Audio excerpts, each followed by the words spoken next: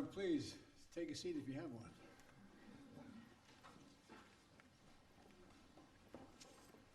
Well, it's great to see you all today. President Macron and I have had a chance to spend some time together.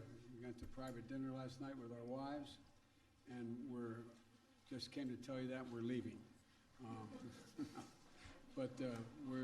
It's wonderful to have him here. We've had great conversations and always appreciate the opportunity to share ideas with you, Mr. President. And I especially enjoyed our time that Jill and I and Brigitte had last night in our visit. First time I've gone to dinner, a private dinner in Washington in a long, long time. But I had the protection of the French government with me. All kidding aside, France is one of our strongest partners, and historically, one of our strongest partners and our most capable allies. And Emmanuel has also become a friend, in addition to being president of that great country. And we share the same values, and we remain the core common agenda that we address all challenges together. And occasionally we have some slight differences, but never in a fundamental way thus far, at least as long as I've been in Washington, and that's been more than a couple years. Today, we reaffirm that France and the United States, together with all our allies, all our NATO allies and European Union and G7, stand as strong as ever against Russia's brutal war against Ukraine. We talked a lot about that in our bilateral meeting. And we'll continue to strong support to the people of Ukraine as they defend their homes and their families and their sovereignty and territorial integrity against Russian aggression, which has been incredibly brutal. I knew Russia was, but I didn't anticipate them being as brutal as they have been and what they've been doing. Many of the reporters in this room have been there themselves and covered from there, and they know what it's like. Today, we reaffirm that, as I said, we're going to stand together against this brutality. And we'll continue the strong support for the Ukrainian people as they defend their homes and their families and their nurseries, their hospitals, their sovereignty, their integrity, and against Russian aggression. And I want to thank you, Mr. President, for welcoming that the people of France have given to over 100,000 Ukrainian refugees. It's a mark of who you are as a people. And they're fleeing Putin's just barbarism. Putin thinks that he can crush the will of all those oppose his imperial ambitions. But attacking civilian infrastructures in Ukraine, choking off energy to Europe, to drive up prices, exacerbating the food crisis, that's hurting very vulnerable people, not just in Ukraine, but around the world. And he's not going to succeed. President Macron and I have resolved that we're going to continue working together to hold Russia accountable for their actions and to mitigate the global impacts of Putin's war on the rest of the world. The United States is helping Europe diversify away from Russian natural gas in the immediate term, and while accelerating our clean energy transitions, and we're going to continue working in close partnership with Europe as we move forward. I welcome the progress we've already made in many of these issues through the US-EU Task Force on Energy Security. And today, we also committed to deepening cooperation between France and the United States on civil nuclear energy through our bilateral clean energy partnership. Around the world, France and the United States are working to strengthen stability and security.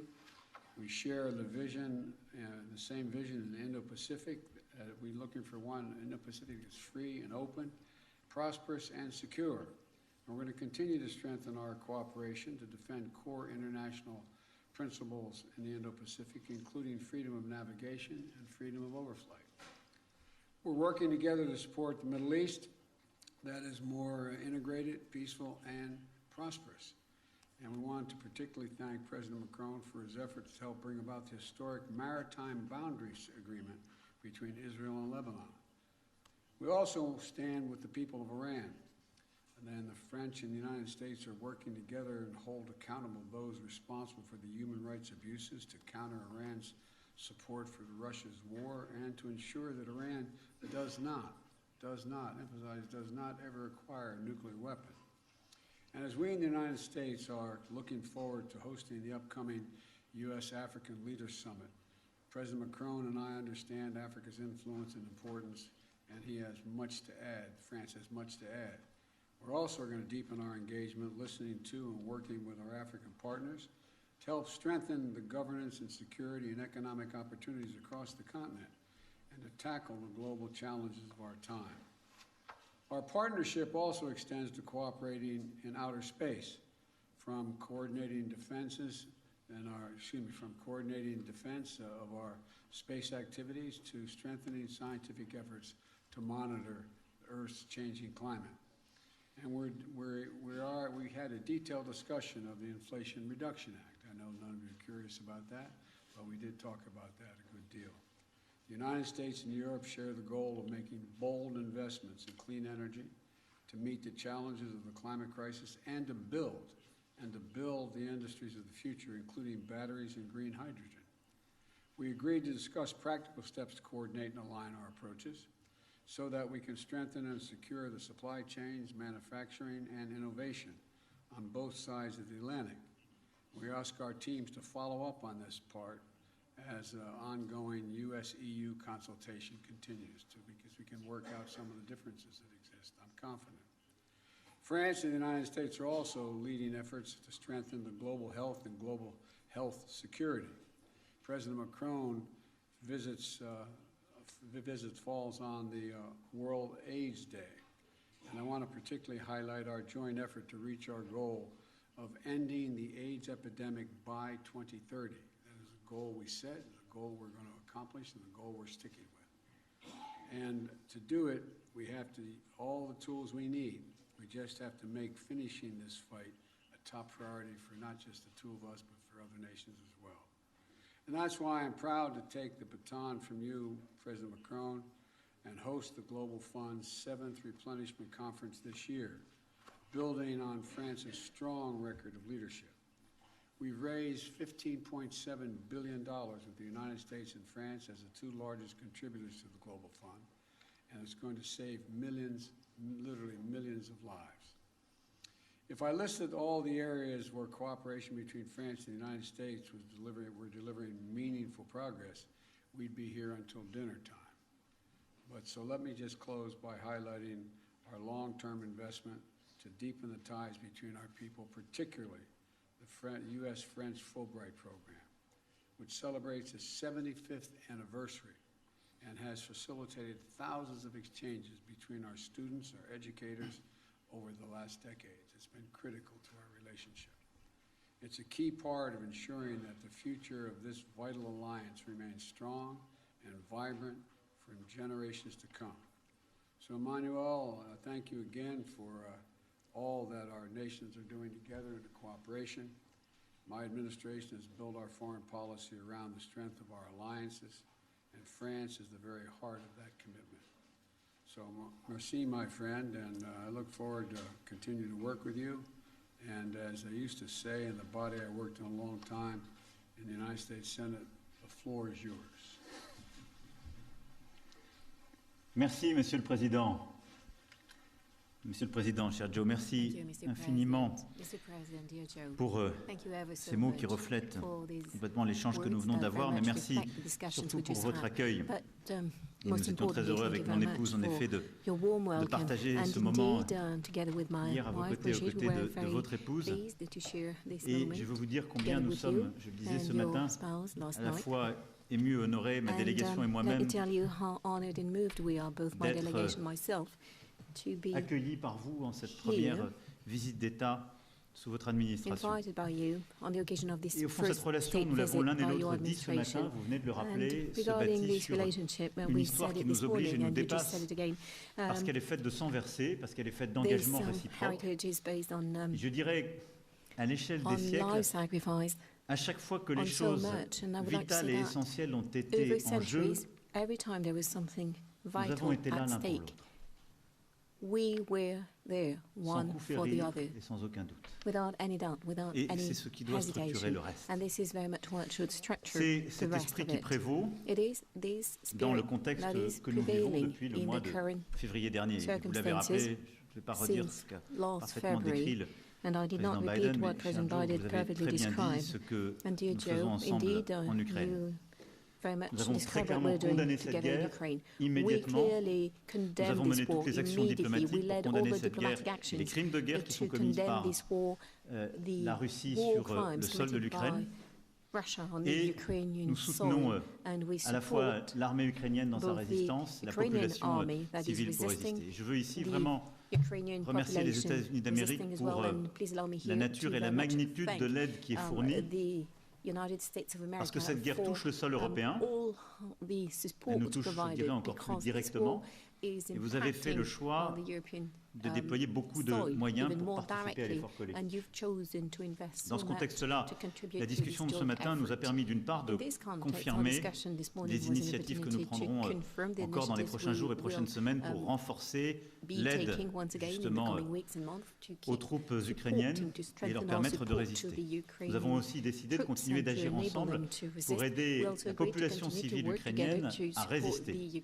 Car on le voit bien, aujourd'hui, l'effort de guerre russe se concentre sur les infrastructures civiles, multiplie les exactions pour désespérer la population civile et rendre l'hiver impossible. C'est ce pourquoi nous avons décidé d'organiser le 13 décembre prochain une conférence de soutien à la résilience ukrainienne à Paris, et je vous remercie pour le soutien apporté et l'étroite coordination en la matière.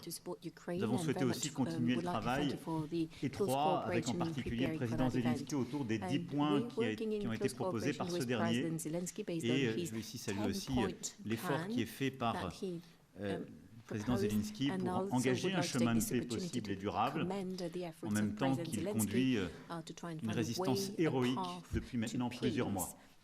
Et je crois que nous avons toujours été sur la même ligne.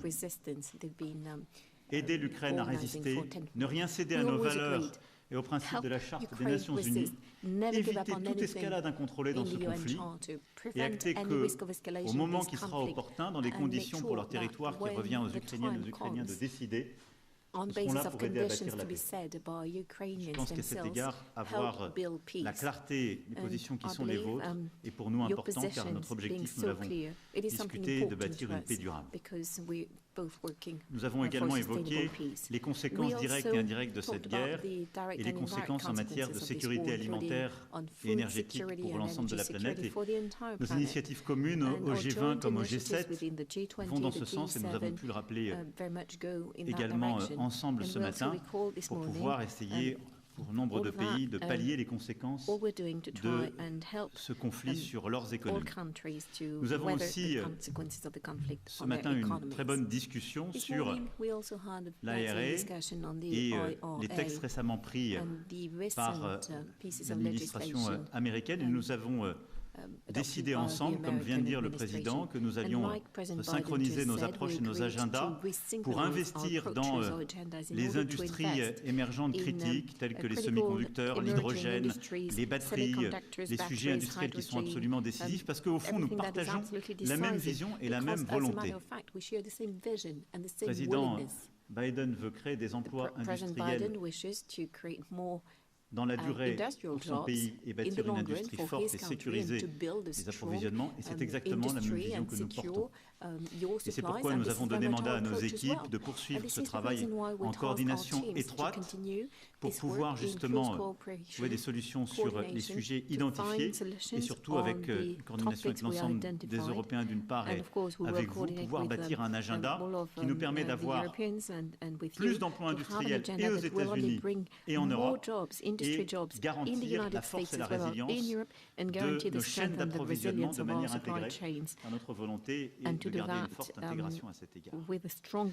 Ce travail en européen, c'est aussi celui que nous voulons conduire sur à peu près tous les sujets de l'agenda, mais vous l'avez rappelé, Président, à l'instant, ce que nous voulons faire aussi, c'est développer plusieurs sujets d'avenir, et les séances de travail que nous avons pu avoir hier, ce que nos ministres et nos équipes ont pu préparer, nous permettent d'acter aussi un agenda, je dirais, d'avenir et d'espérance, je l'évoquais ce matin, dans plusieurs domaines, le spatial, avec à la fois des sujets de recherche, d'exploration, mais aussi des sujets industriels d'avenir, le nucléaire civil, avec là aussi des nouveaux sujets de recherche communs, en particulier sur les techniques les plus avancées, car je crois pouvoir dire que pour l'un et pour l'autre, Le nucléaire civil fait partie de la solution énergétique dans laquelle nous croyons et qui seule permet de réussir à créer des emplois, avoir une énergie sûre, compétitive et atteindre notre objectif de neutralité carbone en 2050. Nous avons eu aussi l'occasion d'avoir beaucoup d'échanges sur le quantique entre nos différents acteurs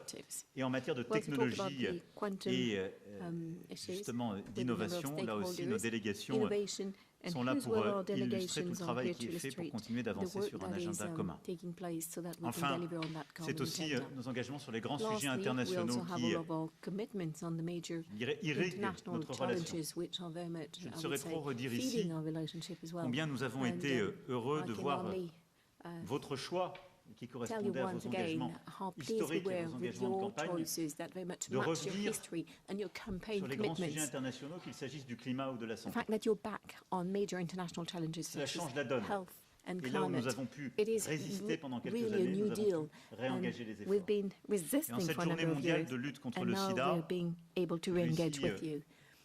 dire de concert avec vous combien nous continuons à tenir cet agenda en effet d'éradication en 2030 et combien nos deux pays ont de concert œuvré ces dernières années dans le financement du Fonds mondial dont nous sommes les principaux contributeurs pour lutter évidemment contre le VIH mais également contre la malaria et plusieurs autres virus qui ravagent en particulier les pays les plus fragiles et les populations les plus fragiles. Nous continuerons cet effort sans relâche.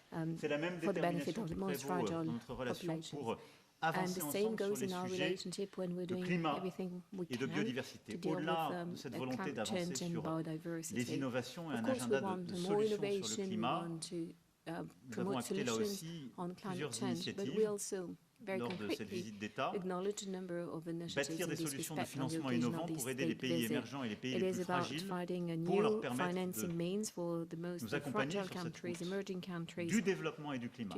Et à cet égard, vous aurez un rôle essentiel dans le sommet que nous comptons organiser à l'été prochain, de nouveaux partenariats entre le Nord et le Sud, qui s'inscrit pleinement d'abord dans la logique de ce que nous avons fait ensemble pour réallouer plus de moyens vers les pays du Sud, mais aussi de l'agenda de réforme de nos institutions multilatérales financières, qui est indispensable pour réussir cet objectif, en particulier réforme de la Banque mondiale et amélioration de nos instruments financiers existants. Et puis en matière de biodiversité, nous avons eu l'occasion hier de parler avec le caucus compétent. Nous avons eu des discussions à plusieurs reprises ensemble. Notre volonté est là aussi d'avoir un agenda extrêmement ambitieux et en particulier nous œuvrerons ensemble pour préparer le One Forest Summit qui se tiendra sur le sol africain au Gabon à la fin du premier trimestre prochain. Ce sujet étant aussi au cœur de ceux que vous voulez soulever avec les États africains que vous accueillerez dans quelques jours à Washington. Et donc là aussi, sur ce volet, il y a une forte convergence entre nos vues. Enfin, nous continuerons d'être engagés ensemble dans la lutte contre le terrorisme et pour la paix. En étant à vos côtés, j'ai évidemment une pensée pour nos soldats qui sont tombés en Afghanistan, au Proche-Moyen-Orient, en Afrique, durant ces dernières années, pour se battre pour la sécurité de ces régions du monde et de nos pays. Et je veux ici, une fois encore, vous redire notre engagement. Nous continuons à être engagés dans notre coalition internationale, le Proche et Moyen-Orient, à travers notre action militaire, et nous continuerons de l'être de manière très étroite, car nous n'avons pas fini ce combat. Et je pense qu'il est important de le rappeler à tous nos alliés et tous nos partenaires. Nous devons continuer d'agir contre le terrorisme islamiste dans le Proche et Moyen-Orient. Cet agenda n'est pas terminé. Et je voulais vous remercier aussi pour l'aide précieuse que vous nous avez apportée durant toutes ces dernières années et que vous continuez de nous apporter dans la lutte contre le terrorisme au Sahel et en Afrique de l'Ouest. Cette aide est précieuse et nous a permis ces dernières années, y compris ces dernières semaines, d'avoir des résultats extrêmement concrets. Et donc nous continuerons là aussi d'œuvrer ensemble.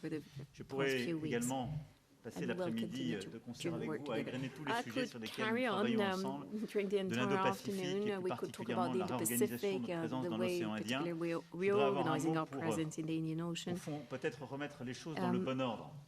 Cher Joe, tu as eu l'élégance de remercier la France pour son aide elegantly l'accord qui a thank été trouvé France historique for entre Israël et le Liban. the role we played in the historical agreement between Nous avons fait le Israel and maximum pour Lebanon. aider à We finaliser. did our Je crois utmost quand même que l'honnêteté me conduit à to dire que finalize c'est the essentiellement accord, vous qui avez but fait le let me travail. be honest, I think most Donc of je pense the que work dans was ce moment, yours. c'était un travail So essentiel I think et je veux tout it particulièrement was vous en remercier pour le the Liban work qui of nous the est si utmost cher importance, et and qui avait besoin de Lebanon is cet so accord dear to us, and au-delà they des needed sujets qui this sont au cœur de accord l'agenda libanais pour les prochaines semaines et les in prochains the mois. context Voilà, of mesdames et everything messieurs, ce que that je souhaitais is dire. still on the Et agenda pour for finir, Lebanon in the coming weeks and months. je souhaitais vraiment Ladies remercier and le gentlemen, président I very Joe much Biden parce meant que to ce qu'il a thank dit, je peux President Biden le dire à son endroit. because Ce n'est pas what simplement un he said, dirigeant I avec can lequel nous say it as partageons well. beaucoup You're de not valeurs, just a leader beaucoup de with combats, whom c'est we share des gens avec lesquels many nous avons values, many des battles. discussions très franches et You're très someone directes, with whom we respectueuses et are having some very engagées sur frank tous and les sujets. respectful C'est aussi discussions devenu un on ami any topic. et je And tenais à te remercier you pour also became a l'accueil friend. qui nous est fait, And so l'honneur qui nous est fait, thank you ever so mais much surtout for this warm welcome l'importance dans ce and moment for the de pouvoir passer du importance temps ensemble of et being prendre des able to décisions spend pour some notre avenir time commun. together Merci now. infiniment. So important for our joint future. Thank you. Well, thank you, Manuel. I began to refer to him privately as my closer. That deal with Lebanon and Israel, we did negotiate, but we needed a closer to get the job done, and you did it, and thank you very much. All right, we're going to take, we're each going to call on two people, the total of two people, total of four all told. And the first questioner is going to be from AFP, Miss End. Thank you, Mr. President. I would have a question for you and one for the French President, if I may. To you first, you now say that you're going to better coordinate, especially your green economy policies. But yesterday, Emmanuel Macron said that the Inflation Reduction Act is in fact super aggressive, I quote, for European companies. Does it mean that you are ready to grant exemptions or derogations to European industries? And now my question to you, Monsieur le Président. Est-ce que vous allez repartir de Washington avec l'assurance que les États-Unis vont en effet accorder des exemptions aux industries européennes pour faire face aux subventions massives qui ont été votées ici? Et plus généralement, vous avez dit hier que cette politique économique de Joe Biden faisait courir le risque de fragmenter l'Occident. Est-ce qu'en tenant de tels propos, ce n'est pas vous qui, d'une certaine manière, risquez de créer des divisions? So you think there's a risk of generating divisions? I'll answer the last question, since I didn't hear any of it. I didn't understand a word of it, so I'll answer it. And we'll take care of it. No, look, the United States makes no apology, and I make no apology since I wrote it for the legislation you're talking about. But there are occasions when you write a massive piece of legislation, and that has almost $368 billion for the largest investment in climate change of all of history. And so there's obviously going to be glitches in it and need to reconcile changes in it. For example, there's a provision in it that says that there is an exception for anyone who has a free trade agreement with us. Well, that was added by a member of the United States Congress who acknowledges that he just meant allies. He didn't mean literally free trade agreement. So there's a lot we can work out. But the essence of it is we're going to make sure that the United States continues, and just as I hope Europe will be able to continue, not to have to rely on anybody else's supply chain. We are our own supply chain, and we share that with Europe and all of our allies, and they will, in fact, have the opportunity to do the same thing. So there's tweaks that we can make that can fundamentally make it easier for European countries to participate and or be on their own. But that is something that is a matter to be worked out. There is no fundamental, it was never intended when I wrote the legislation, never intended to exclude folks who were cooperating with us. That was not the intention. The intention was to make sure we're no longer in a position when there was a pandemic in Asia and China decided they're going to no longer sell us computer chips. We invented the damn things, so anyway, but my point is we're back in business. Europe is back in business, And we're going to continue to create manufacturing jobs in America, but not at the expense of Europe. Ce que nous avons échangé avec le président Biden, ce que le président Biden vient d'ailleurs de dire, ce que j'évoquais hier, les États-Unis d'Amérique ont pris une législation pour leur industrie, leur pays, avec un objectif que nous partageons, créer plus d'emplois, créer des opportunités pour les classes moyennes et réussir à accélérer la transition climatique. La réalité, c'est que les conséquences, et notre discussion a permis de parfaitement montrer que ce n'est absolument pas l'objectif des États-Unis de le faire. Mais une des conséquences de cette législation est que sur des projets qui étaient en train de se développer sur le continent européen, l'écart de subvention est tel que ces projets risquent de tomber. Ça n'est pas l'intention du président Biden. J'ai pu hier d'ailleurs discuter avec plusieurs sénateurs et représentants Congrès. Ils m'ont assuré que ça n'était pas non plus leur intention. Et donc, la France n'est pas venue ici demander en quelque sorte pour son économie telle ou telle exception. On est venu partager la manière dont nous visions les conséquences de cette réglementation et à un moment où, au fond, l'actualité nous somme d'agir encore plus de manière concertée ensemble face aux défis mondiaux, de resynchroniser, comme j'ai pu le dire, c'est-à-dire de trouver une dynamique positive nouvelle pour se dire, clarifier quels sont nos objectifs et comment agir ensemble. La discussion de ce matin pour moi a été parfaitement claire. J'ai senti d'ailleurs la même intention chez l'ensemble des membres du Sénat comme des représentants hier. La volonté du président Biden est de refaire ici une industrie forte et d'avoir, en quelque sorte, de sécuriser les solutions technologiques pour l'avenir. La France veut exactement la même chose pour elle-même.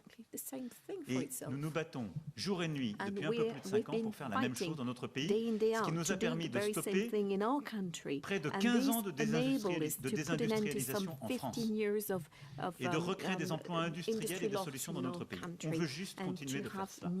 Et donc on va le faire ensemble, c'est pourquoi nous avons décidé, en lien avec les autres Européens, la Commission européenne, d'avoir un travail qui doit être un travail maintenant technique pour que, en quelque sorte, ces effets en domino qui pouvaient exister sur les projets qui étaient en train de se développer en Europe soient réglés. On veut réussir ensemble, pas l'un contre l'autre. Ça a été clair et c'est ce qui ressort de ce matin. Et c'est exactement la philosophie que je partage. C'est celle dont nous avons besoin. Bonjour Messieurs les Présidents, William Galibert pour la radio RTL. William Galibert on behalf of RTL Biden, Radio. En français, on dit qu'il n'y a In pas d'amour, French, qu'il n'y a que des President preuves Biden, d'amour. we say Est-ce there is no que love, vous avez l'impression que votre ami français repart entièrement rassuré, que vous avez rassuré sur les questions économiques vos alliés européens? Et puis, pourrait-on avoir quelques précisions supplémentaires? Est-ce que vous vous êtes fixé, Monsieur Macron, des échéances précises pour ces discussions économiques, des secteurs précis sur lesquels vous attendez peut-être des aménagements des politiques économiques américaines? Pour être très clair, d'abord, nous avons un travail en européen qu'on va faire. C'est que sur les semi-conducteurs, l'hydrogène, les batteries, notre industrie, on va continuer d'avancer en européen. Et nous ne sommes pas là pour, en quelque sorte, demander preuves d'amour. On était là pour se mettre d'accord sur une stratégie et clarifier les choses qui méritaient de l'être. Je considère que la discussion l'a fait. Maintenant, nous avons notre propre travail. On ne peut pas demander aux États-Unis d'Amérique de prendre une loi pour régler les problèmes de l'Europe. Donc nous, en Européens, on doit aller plus vite et plus fort pour avoir la même ambition et réussir justement à se mettre aussi en synchronie. Et de l'autre côté, nous avons clarifié aujourd'hui les choses. Il y a plusieurs déjà formes de discussion qui existent. Et c'est dans les prochaines semaines et les prochains mois que nous allons clarifier ça. Mais ça va assez vite, parce qu'en fait, nos projets sont en train de se développer. Donc, pour moi, il y a une grande clarté stratégique dans les échanges de ce matin. Il y a eu beaucoup de sincérité, beaucoup de franchise. Et donc à partir de là, je considère que les discussions des prochains jours qu'il y aura déjà avec la Commission européenne, les discussions qu'on aura dans les prochaines semaines, en lien étroit avec nos partenaires allemands, nos autres partenaires européens et la Commission et l'administration américaine, vont permettre de clarifier sans difficulté ce sujet. Je repars confiant mais aussi lucide sur ce qui est aussi à faire du côté européen. Confident, but as well lucid as to what remains to be done on the European side, which is a good thing. I'm confident. That's my answer.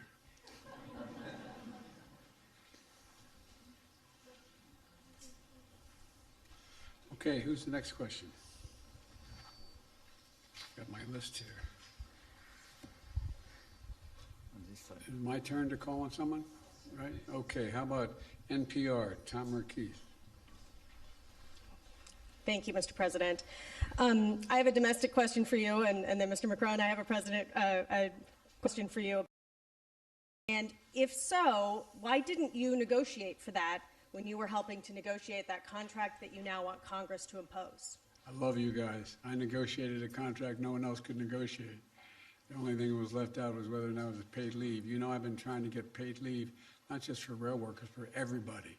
But that other team, they're called the Republicans, they voted against it. They said we couldn't do it. We're one of the few nations in the world that don't have paid leave for our workers. And so what we're doing is we can't afford to have, and by the way, in the meantime, they got a 45% increase in salary, et cetera. There's a lot of good things that happen in that. And as in fact, this shuts down over the question of 1 to 5 paid, or 7 or 9, whatever the numbers are being negotiated of paid leave days. It's going to immediately cost 750,000 jobs and cause a recession. And so what I've made it really clear is that what was negotiated was so much better than anything they ever had, that it's worth, and they all signed on to it, by the way. There are only 4 unions out of the 13 or 14 that didn't agree. So the majority at the time was that I presented it. They asked me to do it. I presented it. They all signed on. But here's the story. It doesn't mean because we are going to pass this, God willing, by Friday, by the time, by the weekend, that I'm going to back off of paid leave. I made it really clear. I'm going to continue to fight for paid leave for not only rail workers, but for all American workers. I imagine it may surprise some of our European friends that there's no paid leave in the United States of America. We're one of the few major countries in the world that don't have it. And it's about time. And so that's the context in which this all took place. And labor signed on to it as well, as you recall, initially. There were 4 unions out of the, I think, 13 or 14 that didn't like it. But I think we're going to get it done, but not within this agreement. Not within this agreement. We're going to avoid the rail strike, keep the rails running, keep things moving, and I'm going to go back and we're going to get paid leave, not just for rail workers, but for all workers. President Macron, here in the U.S., President Biden is asking Congress for $38 billion of additional funding for support for Ukraine. There's been some pushback from Republicans in Congress saying that they cannot continue to write a blank check. So do you have confidence that the United States will be able to continue supporting Ukraine's defense in the way it has over the past year, in the months going forward? And did you talk to President Biden about trying to urge Ukraine to negotiate to end this war, especially with winter bearing down and the effects on energy prices? Look, I do thank President Biden and his administration for the great commitment they had vis-à-vis Ukrainian people. And let me just say that our 2 nations are made of values and history. And what is at stake in Ukraine is not just very far from here, in a small country somewhere in Europe, but it's about our values. And it's about our principles. And it's about what we agreed together in the UN Charter, protecting sovereignty, in territorial integrity. And this is why I do believe that having the US strongly supporting the Ukrainians in that time is very important, not just for the Ukrainians. For the Europeans, we are. This is why we do thank you for this solidarity. But for the stability of our world today.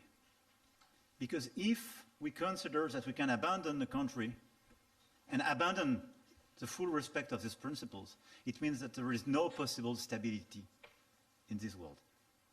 So I think it's extremely important to have you so much committed. So I'm confident because I think your people and your representative do endorse and understand this objective. We will follow up our own support. We increased our military support. We increased our economic support. We are increasing our humanitarian support. And for the second question you raised, let me tell you that we will never urge the Ukrainians to make a compromise which will not be acceptable for them. Because they are so brave and they defend precisely their lives, their nation, and our principles. And because it will never build a sustainable peace. If we want a sustainable peace, we have to respect the Ukrainians to decide the moment and the conditions in which they will negotiate about their territory and their future.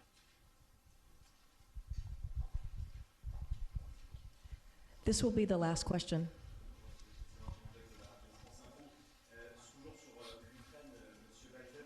Emmanuel Macron doit s'entretenir dans les prochains jours, les prochaines semaines avec Valdímir Puti. Le lien est maintenu depuis le début de la guerre. Vous n'avez pas toujours été d'accord avec cela. Est-ce qu'aujourd'hui vous approuvez l'approche du président français? Une deuxième question pour vous deux, alors que la guerre en Ukraine semble aujourd'hui à un tournant. Est-ce qu'il vous semble réaliste que le président Zelensky conditionne l'ouverture de négociations à un retour dans le giron ukrainien de la Crimée? Merci. That is the return of Crimea to Ukraine. Look, there's one way for this war to end, the rational way. Putin to pull out of Ukraine, number one. But it appears he's not going to do that. He's paying a very heavy price for failing to do it, but he's inflicting incredible carnage on the civilian population of Ukraine, bombing nurseries, hospitals, children's homes. It's sick what he's doing. But the fact of the matter is, I have no immediate plans to contact Mr. Putin. Mr. Putin is, let me choose my words very carefully. I'm prepared to speak with Mr. Putin if, in fact, there is an interest in him deciding he's looking for a way to end the war. He hasn't done that yet. If that's the case, in consultation with my French and my NATO friends, I'll be happy to sit down with Putin to see what he has in mind. He hasn't done that yet. In the meantime, I think it's absolutely critical what Emmanuel said. We must support the Ukrainian people. The idea that Putin is ever going to defeat Ukraine is beyond comprehension. Imagine them trying to occupy that country for the next 2, 5, 10, 20 years, if they could. He's miscalculated every single thing he initially calculated. He thought he'd be greeted with open arms by the Russian-speaking portions of the Ukrainian population. Go back and read his speech when he invaded, when I said they were going to invade, and they did when we said they were. Go back and read the speech he made. He talked about him with needing to be another Peter the Great. He talked about the need for the people that Kyiv is the mother lode of Russian identity in the beginning, et cetera, et cetera. He's just miscalculated across the board. And so the question is, what is his decision? How does he get himself out of the circumstance he's in? I'm prepared, if he's willing to talk, to find out what he's willing to do, but I'll only do it in consultation with my NATO allies. I'm not going to do it on my own. Thank you. Sur la question que vous posez et les préconditions, regarding your question and the preconditions or the conditions set by the Ukrainian president, I believe that what is important for all of us to look at is that as Ukraine is resisting, suffering from war crimes, attacks on their civilian infrastructure, leading counter-offensive, President Zelensky presented a 10-point peace plan. D'engager le travail avec lui parce qu'il So y a une vraie I volonté believe very much need to de la continue part to des engage with Ukrainiens him because there is a genuine d'aller sur le willingness on terrain de behalf discussion. of Et nous le Ukraine reconnaissons et nous le saluons. to Et je peux ici vous dire, these pour avoir matters, été pendant and we plusieurs acknowledge années it and we commend it. responsable du And suivi de ce qu'on appelait le format For a Normandie number of et donc years, de I la was mise en in œuvre des accords charge de of Minsk. monitoring dernière the réunion qu'il y a implementation eu of the entre le Minsk président agreements. Zelensky et le And président the Poutine, latest, elle date the last meeting d'ailleurs between la seule President Zelensky and de President décembre Putin, the only 2019. one, Nous étions à cette époque-là avec la December chancelière Merkel. 2019. At the time, Je I peux was vous with dire que j'ai Chancellor vu un Merkel. président And I can sincère tell qui voulait you that I discuter saw et négocier. a Et le president who président was Zelensky, sincere in depuis his son willingness élection to talk and to jusqu'au negotiate. mois de février And dernier, since he il was n'a eu de elected cesse de vouloir until négocier. May, Celui qui a décidé de President lancer une Zelensky guerre, was c'est very le much président willing to Poutine.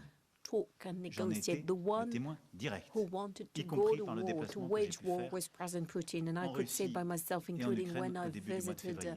Russia Donc il est and légitime Ukraine que at le the président beginning of Zelensky ait February. des So it's préconditions only legitimate pour that President négocier. Maintenant, nous Zelensky devons set travailler some la substance de ce conditions qui peut être à terme un accord de paix. Et talk. ensuite, c'est l'évolution We des need to prochaines work semaines et on des what prochains could mois be qui nous into a dira le peace moment qui est le agreement. bon. But it is for et le him choix to des tell us Ukrainiens. when the time comes and what the choices Une fois of qu'on a the dit ça, Ukrainians are. Je continuerai So en effet à once parler au this président has Poutine. been Et d'ailleurs, said, indeed, I on will s'en a continue entretenu ce to matin talk to avec President Putin, and as a matter président of fact, we Biden, talked about it this morning with parce President que Biden, nous because avons constamment essayé we aussi d'éviter des constantly escalades as et well d'obtenir try des to choses très prevent concrètes. Et escalation donc en and to get particulier, some j'aurai une very discussion sur la concrete results. question So de la I sûreté will et de talk la to him about sécurité des centrales security and nucléaires safety of dans nuclear les zones plants contestées, en in particulier celle de Zaporizhzhia, parce the que je pense que le areas travail that que la are France mène being depuis plusieurs mois, et d'ailleurs depuis le début du conflit, rappelez-vous, on l'a fait claimed, dès le mois de mars including sur la centrale de Zaporizhzhia in Tchernobyl, particular, and en over the soutien past few du months très we bon did some travail work fait on par the l'AIEA Chernobyl et son directeur général, nuclear M. plant, Grossi, and there's est some important. outstanding work Donc, il faut ongoing, which is very continuer de important faire by cela et Mr. d'engager. Grossi and his Nous agency, the Voilà. IAEA. So we will continue.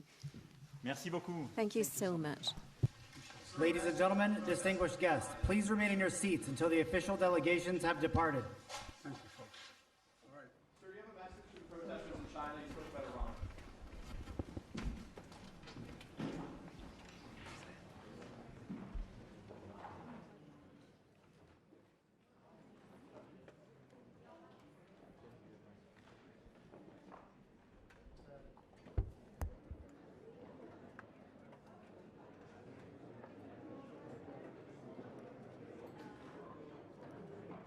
Peter, wrapping up here.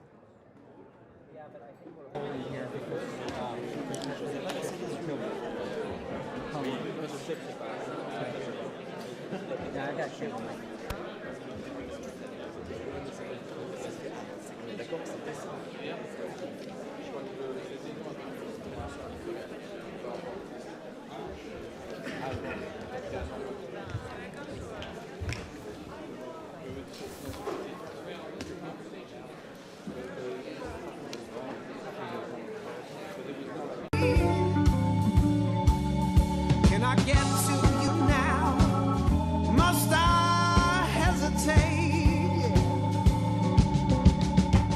I don't want to wait no longer. I don't want to hesitate. Can't wait around no more.